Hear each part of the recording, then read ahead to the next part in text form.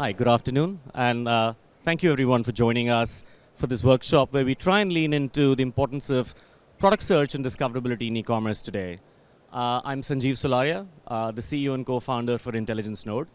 We're a retail analytics company based out of Mumbai with a global footprint. We work with brands and retailers globally and leverage cutting-edge AI technology to do three things for our customers. We work across use cases that range from pricing, assortment, and digital shelf. And all the insights are delivered from our proprietary database that spans across more than a billion plus SKUs globally. And today we influence about $600 billion in retail revenue for our customers. I think before we dive into the panel today, I think it was probably important to understand a few facts and get into the intricacies of what influences e-commerce as we understand today.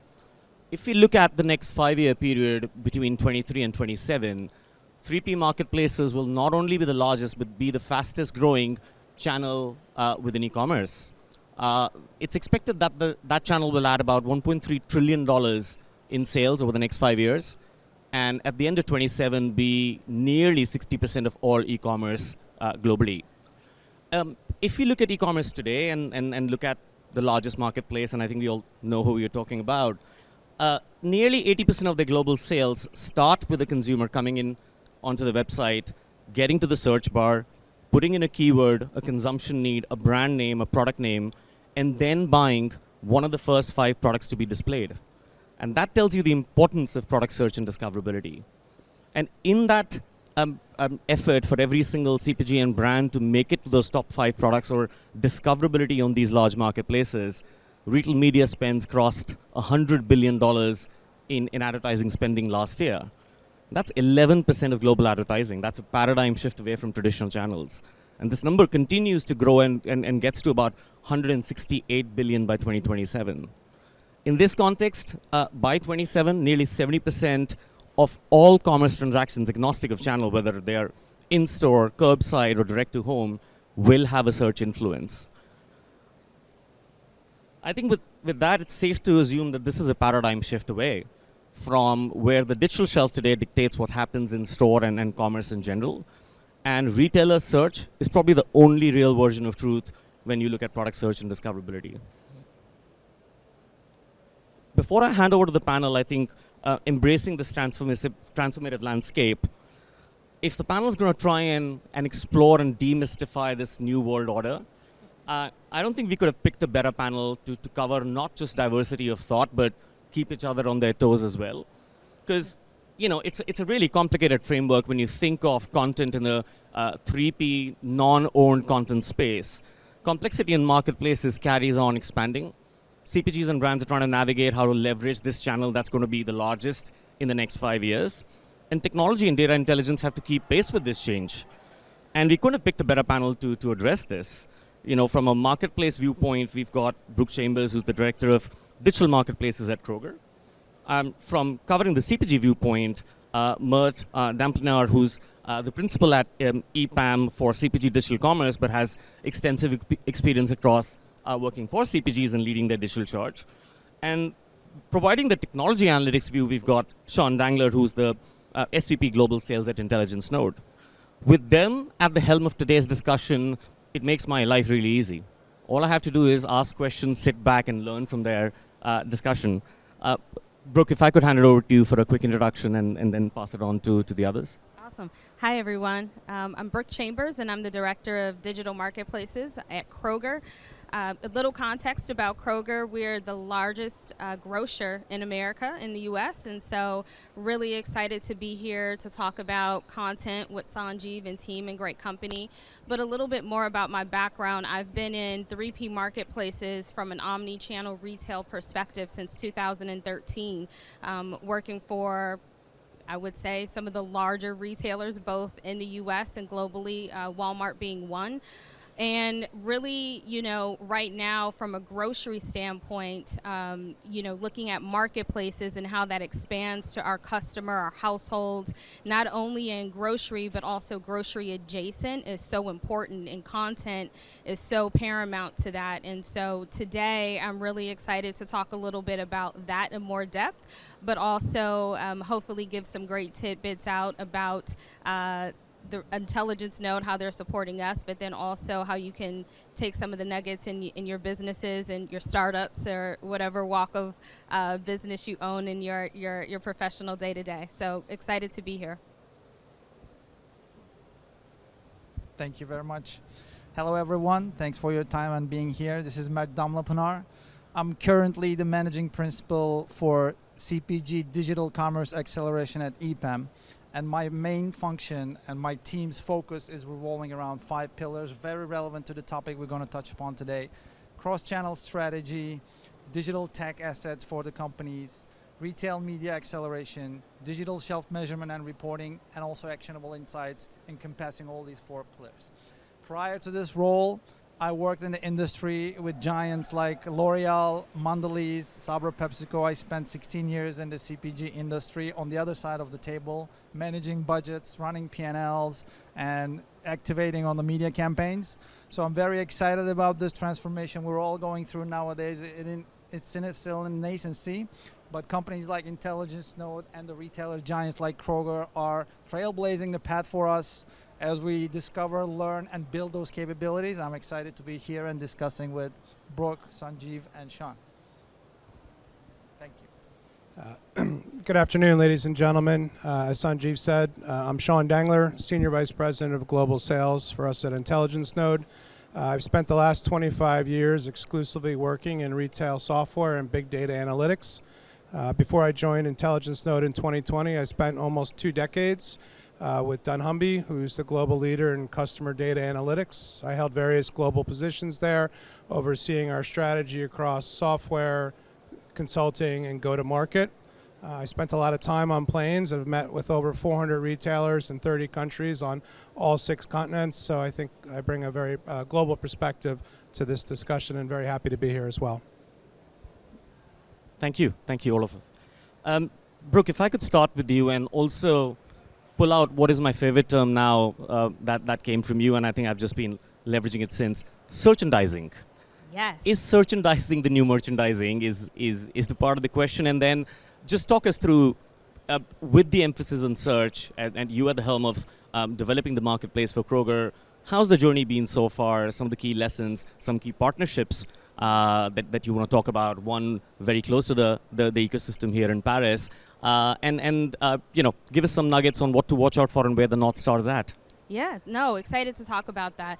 I think the biggest thing to start at with what Sanjeev just mentioned was searchandising. One of the bigger things that when you're in a retail, grocery agnostic to industry is how are you able to find your products, right? So that's really, it's so paramount and important, but taking a step back about what our marketplace is and our relationship close to France as well at Kroger. So our marketplace is fueled by Miracle, which is, a French startup and doing amazing things globally, both in the US, and we couldn't be anywhere without Miracle in terms of powering our marketplace. So we have a really strong collaboration and partnership with them. But going back, I think the premise and foundation is marketplaces. So there's 3 key facts. You don't own pricing, you don't own content to a degree. So having the know-how, one, and setting the really strong standards in terms of what it is that fuels your search, right? Because your search fuels off of a variety of different things. Content is pretty much one of them, and then there's additional factors that retailers, whether you're a grocer or a general merchandising retailer that serves up your customers in the right way, that can be personalization and things that also Mert touched upon with retail media spend at the same time. So from a searchandising perspective, everything from short description, long description, attribution, that really drives the customer journey in terms of what they are served up, right, in terms of those top 5 products. Because when a customer is shopping, and why it's so important for us as a marketplace to really put emphasis on content, is that one part you're dependent upon it from from your third-party marketplace sellers. But the other part is, how do you influence search at the same time? So it's a little bit of a Herculean effort in terms of how do you get those two to meet. And it's not as simple as I think a lot of people think in terms of retrospect, that you get the content and then you just evolve into what appears on the website, and that's the end goal. And to get to that journey, it's how do you set the standards? What do your templates look like? What are category level industry standards in terms of attribution and how your taxonomy is built out? So it's so much to get to that path that's why it's important. And so when you think about it in another paradigm, it's also your category breadth. So grocery, it's so important. I think people take a misconception of like the unit of measure, right? So you take case pack, multiples, or how do you sell a bundle, and that actually plays a huge role in how you serve up what consumers are searching, in terms of their needs. Then you look on the other side of some of the adjacent categories of fashion, home, jewelry, sporting equipment, tools, and things like that. They all have their nascency. So for me, I think the biggest part of that is you are looking at it from not only your enterprise needs and how your consumers shop, but also the category part as well. And that's so important in terms of how you're serving that journey up from search terms to tagging, and really driving that journey in that unique way as well. It seems like what you're saying is that there are so many influences to what the consumer takes into consideration, from your descriptions to images and reviews, review velocity, freshness, out of stock to coming back into stock, and then put that into a context that you could be the category leader as a brand or CPG, and then you get listed on a 3P marketplace and you're probably sub 5% of that category mix. So searchability just becomes that much more important. Sean, if I throw that at you, it sounds like that just a content audit, while important, is not enough. If you do not have access to being able to respond to the consumer's consideration set and continuously be optimal for merchandising, then that's not only going to hurt conversion, but probably hurt reputation as well. What are the trends that you're seeing when you speak to CPG brands as well as retailers alike, and what role does technology play in that? That's a very good question. What I'm seeing in the industry as I talk to global leaders at retailers and CPGs is that they need a way to automate, for example, at Kroger, thousands of 3P sellers, millions of SKUs. They need automation through technology using AI and machine learning to not only audit the quality of the product page, what we call it the perfect page, which crosses images, descriptions, category attributes, as Brooke mentioned, but also tagging that product, whether it's through things on the visual page or in the back through metadata, flagging it as a certain sports character or a certain sports team. You need to identify all the ways that people are trying to find that product and associate that product with those words so that it makes it easy to find. If they type in Real Madrid and they can't find the sports jersey, they're going to go to another website where they can find that. So the technology that we're deploying in partnership with Kroger and integrated fully plug and play with Miracle will enrich those product pages to allow to any variation of search to surface the product that someone's looking for, which should inevitably impact conversion rates, sales, and benefits to both the 3P sellers and the marketplace operators. So we're very excited with what we're deploying, and it's proving very successful. One more thing, Sanjeev. The other part to highlight in terms of a marketplace is the analytics that you're giving to your seller community, because they are the ones, not only is it great for me as a marketplace operator, but for your sellers, that's the true north for them to influence, as Sean mentioned, their sales. So what we're doing is saying all of that with Sean, but how do we surface it up to our sellers to say, Here's how you take action so that that positively impacts your merchandising, your findability to drive conversion, and ultimately drive sales. Thanks, Brooke. That's really important, and I think that leads us to the next phase, that not everyone's doing that.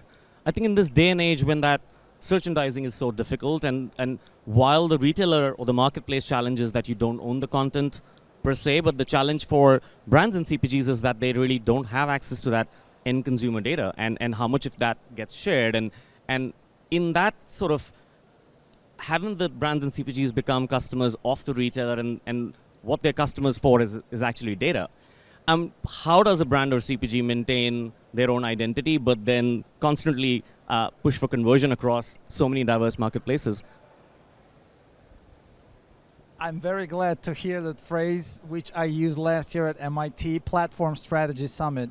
Yes, CPGs are customers of the retailers while we're still suppliers, and we're always going to be suppliers. But now, because of the data relationship, other digital capability and analytics capability relationships, yes, CPGs have become a customer of the retailers.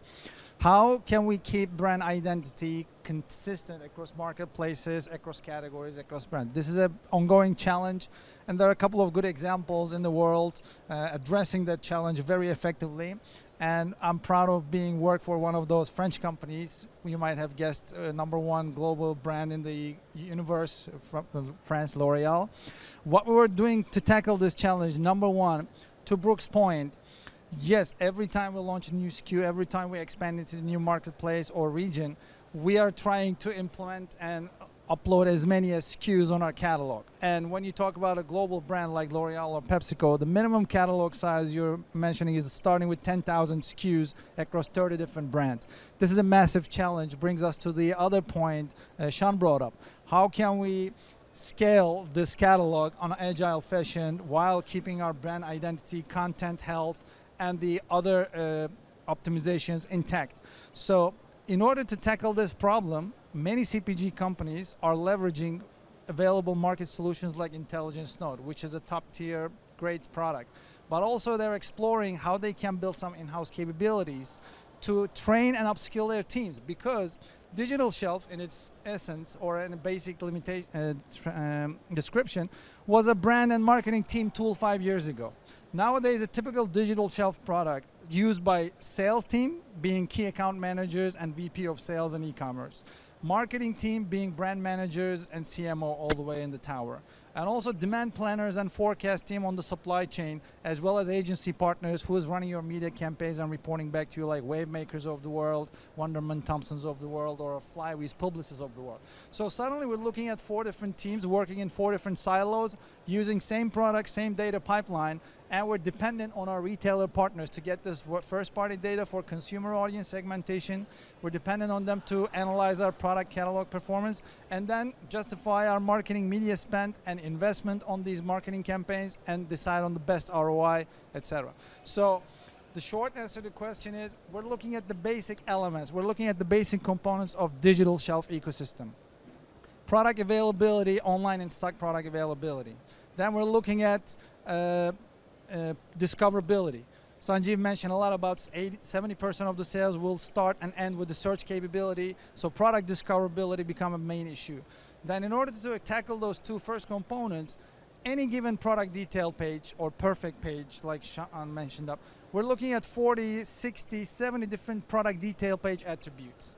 Different weights and different importances. It starts from the product title, it starts with the product bulletproof or features, then it goes all the way to the enhanced content, A+ content, media files, carousel, reviews, price, and total up to 60 attributes. Any given day can decide whether you're going to rank in the first half of page 1, which is the real battleground today, or you're going to be a lost SKU, dead-end item in page 3. Nobody will ever know you exist.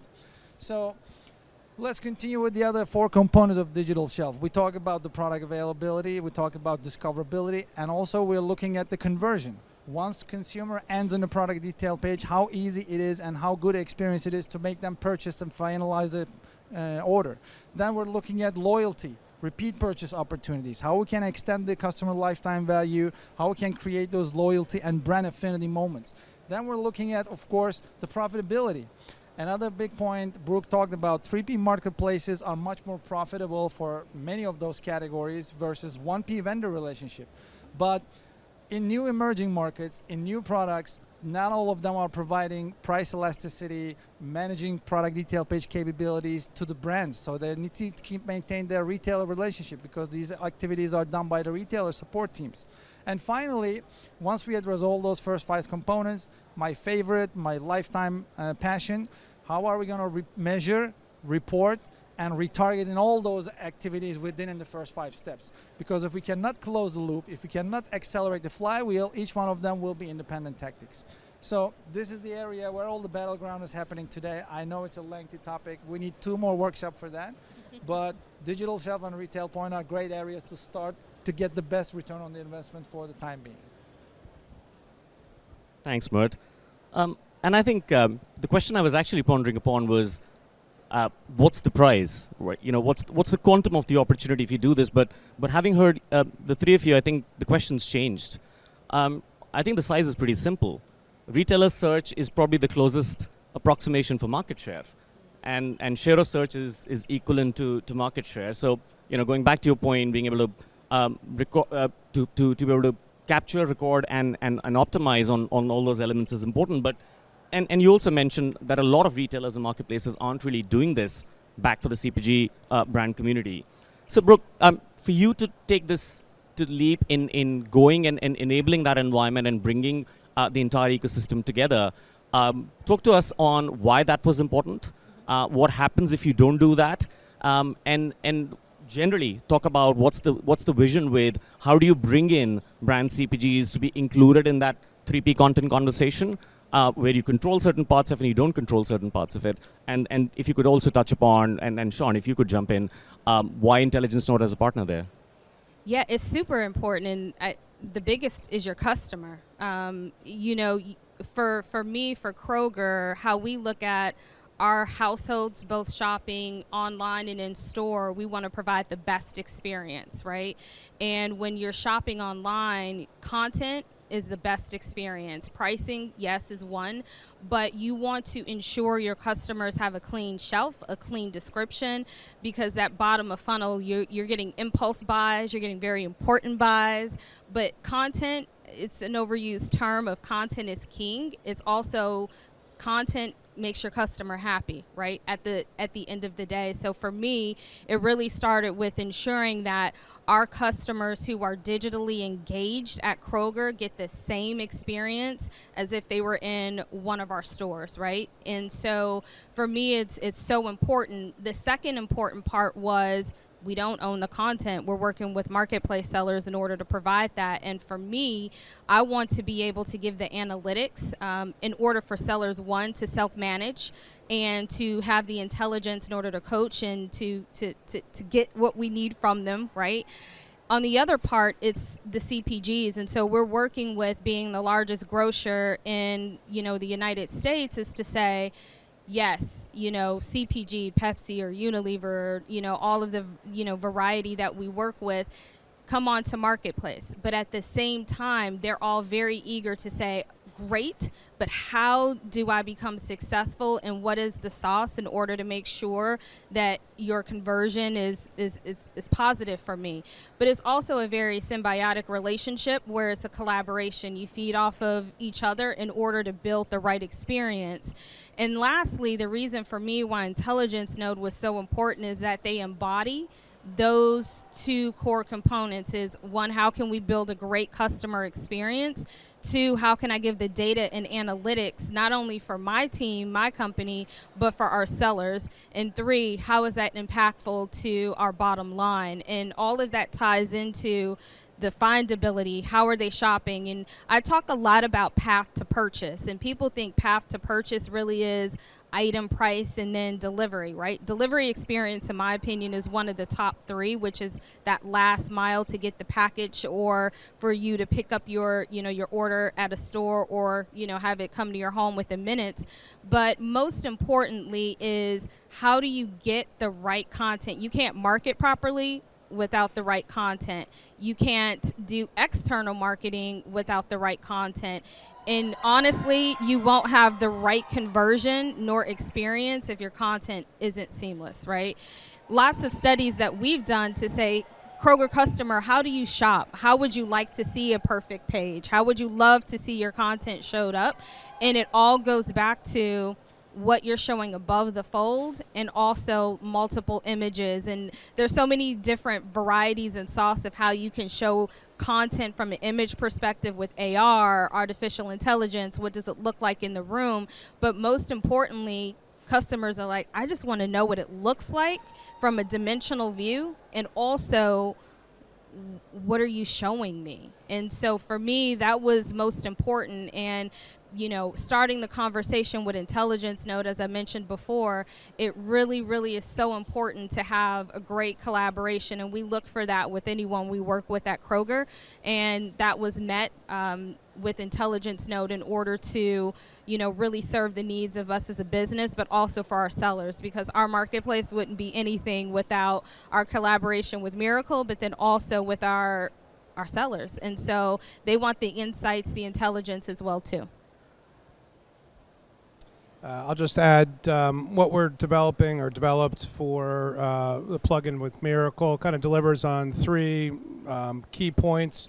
One, it fits within a workflow. So in my 25 years of experience, if it requires a separate process or major reprocess engineering, the tool, the insights, the data just doesn't get used. So what we've been able to do, working in collaboration with Kroger and Miracle, is fit within the vendor listing a product. We scan it to the Kroger standards that they want across all product pages, and it seamlessly provides them recommendations. So it's not just, this is wrong, this is right, this is wrong, and here's the correct value. And they just simply click yes, goes back to Miracle, uploads on the website. So we're adding productivity, and at the end of the day, we're going to add sales and transactions to the third-party seller, which will continue that loop of feedback, improvement, increase sales, and at the end of the day, the Kroger as the operator will also, gain a lot of benefit from this project. Thanks. I think before we open this out to the floor for questions, Mert, I had to ask you, has the commerce equation for CPGs and brands now become that art of finding the balance between retail media spends and organic growth? And any thoughts for them on how do you leverage, obviously content as a part of it? And Sean touched upon integrating into the workflows of brands and CPGs, because often e-com ops is left out of this discussion, and that's where most of their time goes. So reducing that delta between input signal and output action, how crucial it is, and how do you leverage content and optimizing content to find that balance in this new commerce equation? Great question for the sales performance measurement and so media planning point. Let me remind myself and every one of us the equations we talked about. Traditional equation we use for decades, which is very mature and which is very accurate through the POS data providers like Nielsen IRI. Total sales equal to the household penetration multiplied by the buy rate, which is purchase frequency, and the purchase size. In the online world, we live in a different dynamic, and of course, equation is different. First, you need to have online in-stock availability. Multiply by the traffic you can drive to your channels, platforms, marketplaces, or product detail page. Then conversion rate. How much of this traffic is being converted to actual purchase? And then finally, the average order value or average order price. So suddenly, whole equation is different. That's why omni-channel sales performance, omni-channel share measurement is quite complicated compared to what all CPGs and retailers are familiar with last 6 decades or so. To your question, retail media is the new big elephant in the room, which is the hottest and most important topic right now. Today, retail media is number 4 digital media spend globally. After search, social, and TV, retail media is number 4. And by 2027, retail media is expected to pass TV advertising. So our generations, Generation X, Millennial, Gen Z, we grew up with TV. But now suddenly we're looking at a new game, a new player in the game, and it's passing about TV. So it will be search, social, and retail media, just about 4 years. Now retail media changed multiple things. Number one, because of its closed loop attribution capability, because of its first party data enhancement capabilities, and because of its proximity to the point of purchase, it narrowed the upper funnel. Because let's think about a funnel. It's wider on the top, narrow at the bottom.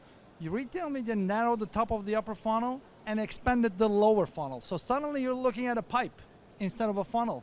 And all the media spend you're targeting combined with your OTT, streaming TV media, DSP, offsite media, and also on-site sponsored search, sponsored products, sponsored brands. It all has pretty much same effect. And you have better targeting capabilities because of this first-party rich data provided by retailers like Kroger. And you have better retargeting capabilities through the same network. And measurement is more accurate because ROI reporting is the most important for any CMO, any brand teams to justify this increased spend.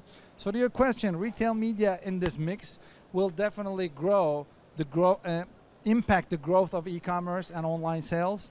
And a few years from now, we're not going to be talking about offline and online sales anymore. We're going to be talking about D-commerce or D-sales. So because of this convergence of the funnel, because of the retail media measurement capabilities, because of the growing partnership between advertising CPGs and the retailers, ongoing investments will help digital commerce become the main driving force. Another final point before I hand it over. If you look at any market, any category, any brand, last 4 years, before COVID and after COVID, the real growth driver of any category is online sales. Just one example. I'm making this up for French market. I can share actual stats for US market. But if you go and ask your key account manager who's running a food and beverage category for Carrefour, if you ask them, how did you grow your Carrefour account last year? Probably they will tell you 3 to 5% annual growth overall. And if you ask them how much of this growth driven by the online sales growth, and they will say that 80%, 70%, 60% of total growth was driven by online commerce growth. So this is the reality we're living in right now. That's why we need more marketplace platform from companies like Kroger and more solutions like Intelligence Now. Thank you. Thank you all three for the thoughts. And I've definitely learned a lot today. But if there are any questions that the panel did not answer, you could target any question to a specific speaker or the whole panel as well.